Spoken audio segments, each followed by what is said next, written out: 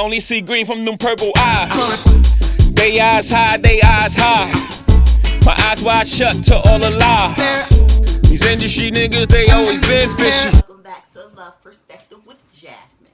And today I want to get into the topic of following your own passion. The reason I chose this topic today is because I'm noticing a steadily increasing trend. And when I say a steadily increasing trend, I'm noticing something that everybody's getting into the habit of doing. And I'm starting to see that this might just be dangerous for reaching your journey and your destination. Nowadays, I notice that it is very popular to become a makeup artist, a hairstylist, maybe open a boutique or do nails or try to rap or even try to strip and dance and things of that sort. These are very popular trends, and the reason they become such popular trends is because there's such an easy access to the cash flow. The money comes so fast and it's so easy to build up, and you don't have to work so hard on your own to attain it. Instead, you can just follow behind the footsteps of the people that have already done it. And there is no shade to anyone, any of my gentlemen or ladies that like to rap, do makeup, do lashes, or music, or anything of that sort. No shade to you at all. My point of this vlog is to focus on the people who's doing those things, and those things are not your passion. The reason that I say that it's a danger to follow behind trends that are not your passion is because you are cutting off the light to your essence. God put us all down here with a purpose. And when he gave us a purpose, I am pretty sure he didn't give all of us the same job. Each of us has our own unique gifts and talents to put out into the world and to use to help the world and build things, and even to build blessings for ourselves. But if you are constantly following behind what's popular and what's hot right now, you'll never tap into your own true potential.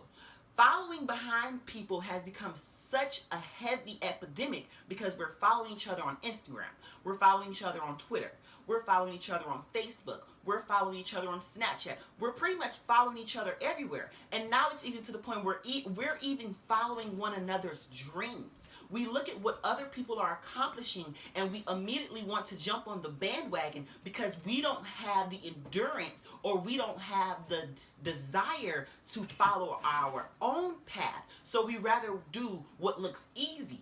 If we see that tons of people are making money doing mink lashes, and it's easy to take a class and go learn how to do mink lashes, but you don't have a passion for that, then you'll never get the true satisfaction.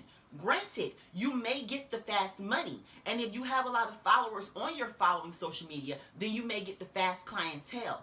But in the long run, you'll never get the same respect, and you'll never get the same satisfaction as the person who did that, because that was a part of their journey and that was a part of their passion. You cannot always follow up behind someone else's dreams because you're going to cut yourself short. You have to find what it is that God placed you here to do, not what God placed her here to do, and you want to copy what she is doing.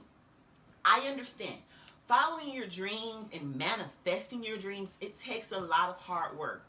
My entire life, I have always followed my own path, but during the process of following my own path, I dabbled in a lot of different subject areas that I thought I was interested in, but ultimately I was never truly passionate about. I went through stages of wanting to be a fashion designer, to wanting to do fashion merchandising, to wanting to do dance classes. I dabbled in a lot of different areas trying to find my niche, when in reality, it was what I was passionate about and what was my gift was already inside of me. I have been writing since I was in elementary school. I have been doing writing competitions here and there, but I never knew that that was my gift. It kind of I kind of looked over it for a long time because it wasn't a popular thing, and it wasn't something that people in my culture were really talking about. People in my culture weren't really talking about being writers or motivational speakers and things of that sort. So it took me a while to channel in on my gift. I always knew that I could write, and I've always loved reading, even since I was a child. I've always loved words. I've always loved talking. I've always loved speaking.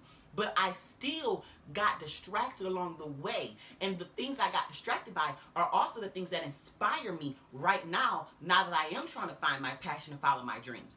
And while I'm doing this, no, I don't have the high follower account, or I don't have, so much support and motivation coming from so many different directions, because I am new to this and this is a fresh start for me. But I still choose to chase this dream and try to manifest my dream, because in my heart, I know that this is the gift that God gave me. And why do I know that this is a gift? Because without getting paid, without getting any recognition for it, I still wake up every morning and this is what I want to do. I put my heart and my soul into this. I research, I read, I'm constantly working on my craft because this is what I want. Not because it's something that I've seen everyone else around me doing, but because this is my gift. And that is why even after I post a vlog and it may not get the necessarily high amount of views that I was looking for or hoping for, I am still satisfied with myself because I am still following my dream. And because I am following my dream, I am getting blessings on my dream. I am constantly being inspired for my dream. And speaking of inspiration, there is nothing wrong with getting inspired by the things around you. That's what life, that's what creativity, that's what the arts is about. It's about inspiring one another. But inspiring and copying someone is two very different things.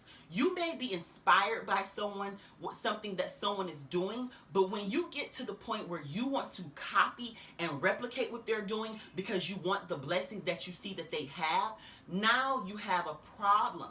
Now you're falling short of your destiny. Now you're falling short of your passion. And that's where the danger comes in.